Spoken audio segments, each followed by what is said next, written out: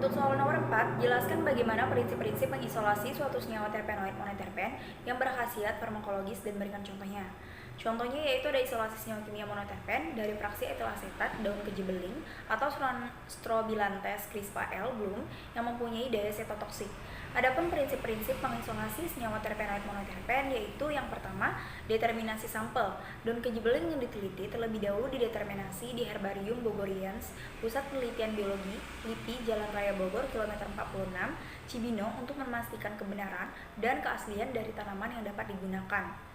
Yang kedua, pembuatan simplisia. Sebanyak lebih kurang 4 kg sampel disortasi basah, dicuci dengan air mengalir, ditiriskan dan sampel dirajang tipis-tipis, dikeringkan dengan cara diangin-anginkan atau tidak di bawah sinar matahari langsung.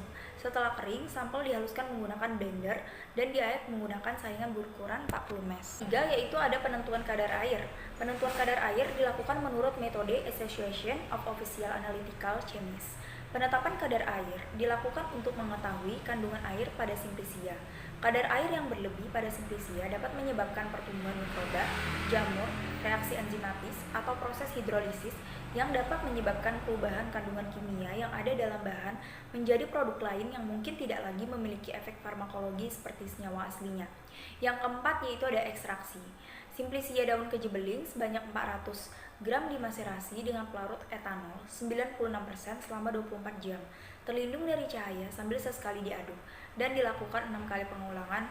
Filtrat yang diperoleh dipekatkan menggunakan rotary vacuum evaporator pada suhu 50 derajat Celcius sampai diperoleh ekstrak kental etanol dan dihitung persen rendemennya. Rembenan ekstrak hasil ekstraksi dengan etil asetat kejebeling diperoleh 1,42%.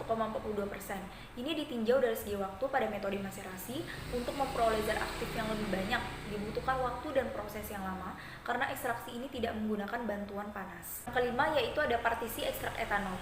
Ekstrak etanol 96% dilarutkan dengan 100 ml air dan dimasukkan ke dalam corong pisah, kemudian tambahkan etil asetat sebanyak 100 ml di partisi. Kocok dan didiamkan sampai terjadi pemisahan antara lapisan etil asetat dan lapisan air. Kemudian lapisan etil asetat ditampung. Hal ini dilakukan sampai lapisan etil asetat tidak berwarna atau 3 kali pengulangan. Lapisan air yang terbentuk ditampung dan dipekatkan di atas penalas air hingga kental atau fraksi air. Lapisan etil asetat yang sudah ditampung kemudian diuapkan menggunakan rotary vacuum evaporator hingga kental atau fraksi etil asetat. 6 yaitu ada screening fitokimia. Screening fitokimia dilakukan untuk mengetahui kelompok senyawa kimia dalam tumbuhan yang mungkin dapat diperkirakan sebagai senyawa bioaktif. Yang ketujuh, uji aktivitas siktotoksik dengan metode BSLT (Brine Shrimp Lethality Test) menggunakan larva udang atau Artemisia salina berdasarkan metode Meyer, Verigin, and Putan 1992 yang telah dimodifikasi.